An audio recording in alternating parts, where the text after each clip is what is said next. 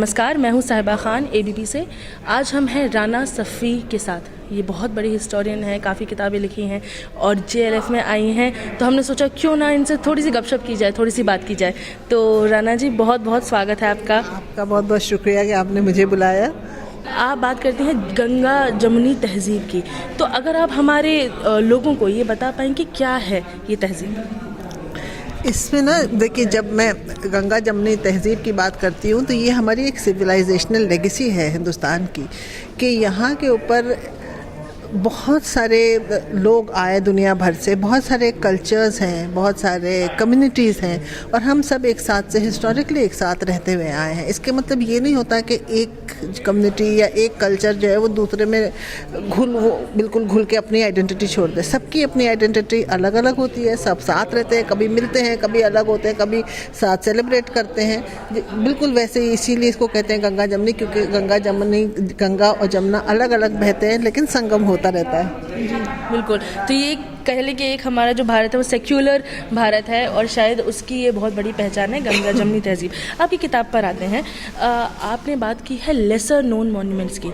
तो आपने किस तरीके से मॉन्यूमेंट्स चूज़ किए हैं और आपको क्यों लगता है कि वो लेसर नोन है? जैसे फॉर एग्जांपल एक ताजमहल को सब जानते हैं, लेकिन शायद जो छोटे छोटे टूम्स बने हैं आसपास डियर पार्क के, या आप कह लें चावड़ी बाज़ार के पास या ओल्ड दिल्ली में, उनको नहीं जानते लोग। तो आपको क्यों लगता है कि ऐसा कैसे हुआ कि पर्टिकुलर मॉन्यूमेंट्स को लोग जाने और नहीं जाने?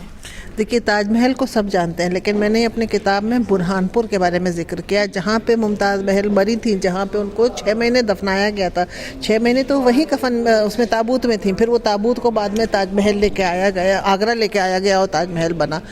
तो उसके बारे में बहुत कम लोग जानते हैं, बहुत कम लोग जानते हैं। राजा जयसिंह की छतरी वहाँ बनी हुई है। राजा जयसिंह, मिर्ज़ा राजा जयसिंह सवाई राजा थे, उनको बहुत बड़ा रुतबा था और हम जयपुर में बैठे हैं, तो मेरे ख्याल से शायद जयपुर के लोगों को भी शायद ये ना मालूम हो कि बुरहानपुर में मिर्ज़ा राजा जयसिंह की छतरी है और वो बीच खेतों में है। तो मैं तो ढूंढती हुई वहाँ पहुँची वहाँ तक कि भाई श्रद्धांजलि उनको भी अर्पित की जाए। तो मेरे लिए ना ये सब चीज़ें इंपॉर्टेंट होती हैं कि हम ताजमहल सब जानते हैं, लेकिन ये नहीं जानते कि बुरहानपुर में उनका इंतकाल हुआ। बुरहानपुर में वो 6 महीने दफन थी। बुरहानपुर में ही जो पहले सबका गम रहा होगा, चाहे वो बादशाह हो, चाहे वो शहजादे शहजादियाँ हुए, जो भी हुए, सबका सबसे पहले आंसू तो बुरहानपुर में ही गिरे होंगे, उस ज़मीन पे जिसको सब भूल चुके हैं। वहीं बगल में असीरगढ़ फोर्ट है। असीरगढ़ फोर्ट बहुत बड़ा था। जी तो राना जी, ये आपने जैसे अभी मुझे बताया कि एक खेत था और वहाँ पर आप गईं, वहाँ पर आपने चीज़ें देखी। तो बहुत लोग ये कहेंगे आजकल तो जो यंग लोग हैं, बहुत जो आपके 20-21 साल के हैं, उनको भी इतना ट्रैक करने में या फिर इतना एक्सप्लोर करने में मज़ा नहीं आता है। सब एक पैकेज ले लेते हैं और वहाँ चले जाते हैं घूमने के लिए। ये एक्सप्लोरेशन की जो एक तलब है वो कहाँ से आ रही है? मेरे ख्याल से अपनी विरासत के बारे में जानने की एक चाहत मेरे अंदर ही बहुत ज़्यादा, जैसे आपने तलब इस्तेमाल किया लफ्ज़, वो तलब भी है, वो चाहत भी है कि अपनी जो चीज़ें हैं, अपनी जो विरासत है, हिंदुस्तानी विरासत, उसके बारे में जानूँ। चाहे वो कुछ भी हो, चाहे वो बिल्ट हेरिटेज हो, चाहे इमारतें हों, चाहे उसके पीछे मुझे बराबर केव्स में ऊपर चढ़ के जाना पड़े देखने के लिए कि भाई अशोका ने कोई आजीविका के लिए बनाया था। आजीविका सेक्ट के बारे में ही हम आज नहीं जानते। तो मुझे काफ़ी चढ़नी पड़ी थी सीढ़ियाँ, लेकिन मैं वहाँ गई थी उनके बारे में जानने के लिए, कि उनके बारे में जानूँ, वो केव्स के बारे में जानूं। चाहे वो दौलताबाद हो जहाँ पे इतनी सीढ़ियाँ हैं, तो मैं ऊपर तक चढ़ के गई कि अलग अलग लेयर्स हैं हिस्ट्री के वहाँ पे, कि वो यादव्स की, उसके बाद सल्तनत एरिया की, फिर वो शाहजहां की, जहांगीर की, हर तरह की वहाँ इमारतें एडेड हैं। तो उन सबको जानने का, देखने का, समझने का, फ़र्क समझने का, ये एक चाहत मेरे अंदर है कि मैं समझूं और लोगों तक पहुँचा सकूँ। जी राना जी, कई लोग आपकी फ़ोटोग्राफी स्किल्स के भी बारे में बहुत बात करते हैं, तो थोड़ा हमें उसके बारे में बताइए कि मतलब आप एक्सप्लोर तो करती ही हैं, लेकिन क्या आपकी जो फ़ोटोग्राफी है वो आपको आपके रिसर्च में असिस्ट करती है या फिर वो सिर्फ आपकी रीडर्स के लिए है? नहीं, मेरे जब कहीं मैं जाती हूँ तो उसके बारे में पहला तो थोड़ा पढ़ती हूँ, उसके बाद जैसे वहाँ पहुँच गई, अब हो सकता है दोबारा ना जा पाऊँ वहाँ पे, जैसे अब बराबर है या ये है दौलताबाद है, तो दोबारा ना जा पाऊँ, तो मैं बहुत डिटेल तस्वीरें खींचती हूँ। मतलब एक एक मॉन्यूमेंट्स की 300-300 400 तस्वीर खींचती हूँ, एक एक चीज़ की एक एक एंगल से वीडियोस लेती हूँ, और वीडियो में अपनी बोलती जाती हूँ कि जो भी होगा Like समझ an में आता है। investigative हाँ, लाइक इन द सिंह के what are my first impressions of that building. तो जब मैं लिखती हूँ तो फिर मैं उसका, जब मैं रिसर्च, एक्चुअल रिसर्च में, डीप रिसर्च में जाती हूँ तो उसमें फिर कभी कभी जैसे होगा ना कि अच्छा वहाँ पे एक ये सिंबल बना हुआ है, उस सिंबल को हो सकता है मैंने उस वक्त ना देखा हो क्योंकि मुझे इसके बारे में ना मालूम था, लेकिन जब मैं तस्वीरें देखूंगी तो मुझे वो मिल जाएगा। तो ये तस्वीरें मैं आई क्लाउड लेती हूँ, 2 TB आई क्लाउड सब्सक्राइब करती हूँ। मेरे फ़ोन के ऊपर करीब इस वक्त 90,000 तस्वीरें हैं और करीब 5-10 हज़ार वीडियोज़ होंगे। ये तो हमारा एक्सक्लूसिव है, ये किसी को तस्वीर लेने का शौक़। अच्छा, दूसरी ये कि जब मैं तस्वीर लेती हूँ ना तो मैं किस एंगल से लिखने वाली हूँ उस एंगल से तस्वीर लेती हूँ। ज़रूरी नहीं कि मैं एक टेक्निकल तस्वीर लूँ। मेरी तस्वीर जो होगी वो इमोशनल होगी, पर्सनल होगी। जो एस्पेक्ट उस मॉन्यूमेंट का मुझे इंटरेस्ट कर रहा है वो उसकी होगी। जी जी बिल्कुल राना जी। आपने, मुझे लगता है कि हमारे ऑडियंस को थोड़ा इससे बताया है, एक झलक दी है राना जी किस तरीके से रिसर्च करती हैं, किस तरीके से चीज़ें डॉक्यूमेंट करती हैं। राना जी, एक ये बात बताइए मुझे कि आप इतने मॉन्यूमेंट्स घूमी हैं और जहाँ भी हम किसी भी मॉन्यूमेंट में जाते हैं हमें कहीं ना कुछ लिखा मिल जाता है, किसी ने अपना दिल बनाया है, किसी ने कुछ किया।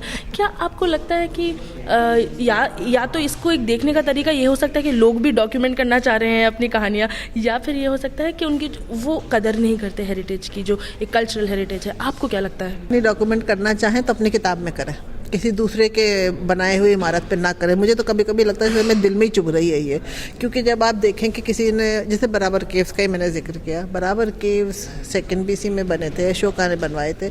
उसकी जो दीवारें हैं वो ग्रेनाइट की हैं, इतनी खूबसूरत, उसकी इतनी ब्राइट पॉलिश है कि मुझे अपनी शक्ल उसमें नज़र आ रही थी।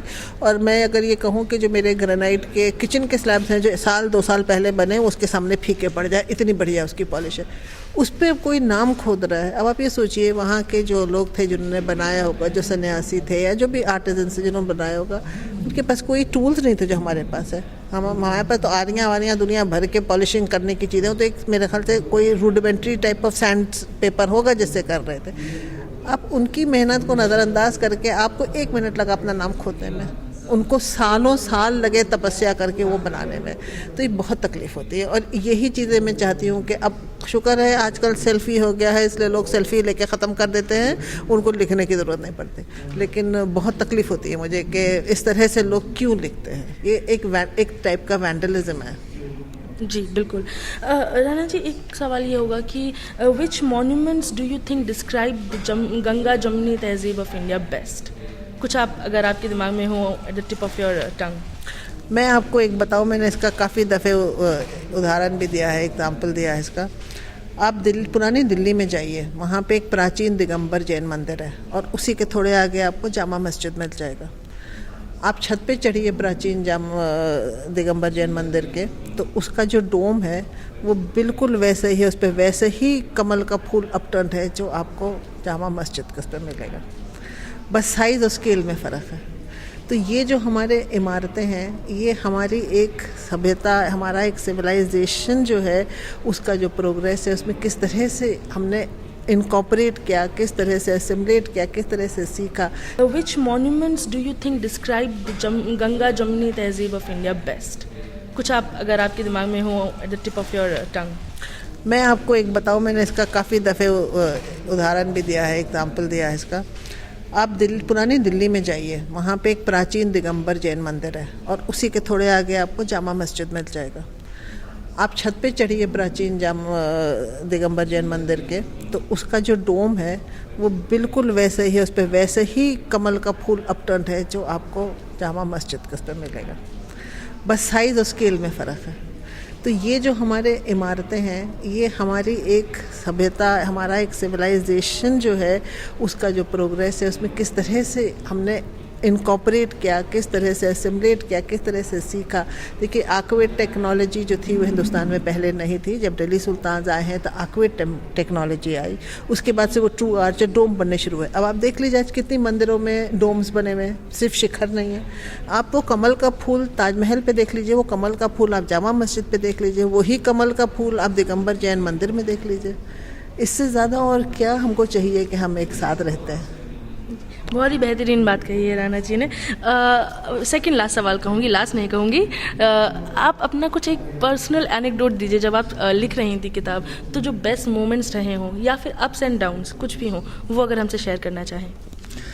जैसे बहुत दफ़े होता है ना, मुझे लगता है अच्छा ये एंगल है, इसको मैं लिख देती हूँ। जैसे एक मस्जिद है जो श्रीनगर में अखुंड शाह मस्जिद के नाम से मशहूर है।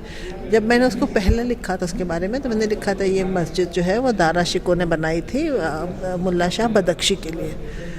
वो लिख दिया मैंने, वो मेरा हिंदू में कॉलम भी छपा। बाद में मुझे पता चला कि ये जहानारा बेगम ने बनवाई थी, लेकिन क्योंकि दोनों के ही पीर और मुर्शिद एक थे, दोनों जो थे वो कादरी सिलसिले में मुल्ला शाह बदख्शी के मुरीद थे, तो इसलिए ये कन्फ्यूजन होता है। फिर बाद में डॉक्टर सुप्रिया गांधी की किताब आई है the emperor that never was, जिसमें वो कहती हैं कि ये जहान आरा ने बनवाई थी। फिर मैंने उनसे बात भी की, फिर मैंने जब लिखा इस किताब में, मैंने लिखा जहान आरा ने लिखी, क्योंकि लेकिन किसी बहुत कम लोगों को मालूम है कि जहान आरा ने बनाई। हर आदमी यही सोचता, हर शख्स ये समझता है ना कि मर्दों ने बनवाई होगी, औरतों के पास कहाँ इतना। हालांकि दिल्ली वाले जानते हैं कि उन्होंने कितना ज़्यादा बनाया है, पूरी चांदनी चौक, आगरे में जामा मस्जिद, और सूरत में उन्होंने बनाया, बहुत कुछ उन्होंने बनाया है। She was a very prolific builder. Rana ji, क्या हम एक्सपेक्ट कर सकते हैं आपसे कि कभी आप एक किताब लिखेंगे जिसमें आप विमेन बिल्डर्स और विमेन आर्किटेक्चर्स के बारे में बात करेंगे? सोच सकती हूँ इसके बारे में, आइडिया अच्छा है। 2 सेकंड ही मिलेंगे आपको बताने के लिए, तो उस पर एक चर्चा करते हैं। सबसे पहले तो आपके most favourite 3 monuments. Fatehpur Sikri, Feroz Shah Kotla और बराबर केव्स। जी, 3 देश अगर एक्सप्लोर करने के लिए मिले तो कौन से करेंगे? ये तो बहुत आसान है। मुझे जाना है, क्या कहते हैं, उज़्बेकिस्तान, टर्की और ग्रीस। 3 यहाँ के शहर अगर एक्सप्लोर करने के लिए मिले तो कौन से करेंगे? राजस्थान में जैसलमेर, जोधपुर और उदयपुर, अभी तीनों जगह नहीं गई हूँ मैं। अच्छा। और इंडिया में अगर 3 जगहें एक्सप्लोर करने के लिए मिले तो कौन सी करेंगे? ये मेरे अभी बकेट लिस्ट पे ऑलरेडी है। एक तो बिरभूम है वेस्ट बंगाल में, जहाँ के टेराकोटा टेम्पल्स बहुत मशहूर है, एक तो वहाँ मुझे जाना है। दूसरे मुझे जाना है, क्या कहते हैं, ये बिदार, अभी तक मैं नहीं गई हूँ। और तीसरा बहुत है मेरी बकेट लिस्ट पे, कोटा। कोटा। आखिरी, आपने इतनी भाषाओं में काम किया है, सबसे बेहतरीन भाषा आपको जो लगती है वो बताइए। देखिए, भाषा वो है जिसमें आप अपने आप को एक्सप्रेस कर सकें और जिसमें आप प्यार से बात कर सकें, वो भाषा प्यारी है, कोई भी भाषा हो। ये थी राना सफ़ी जी, और इनसे अभी हमने बात की इनकी किताब के बारे में, इनकी रिसर्च टेक्निक्स के बारे में, और ये कैसे चीज़ों को एक्सप्लोर करती हैं और इनके फेवरेट्स क्या क्या हैं। I hope you also liked it. I am going to sign off from here from now. I am Sahiba Khan from ABP news.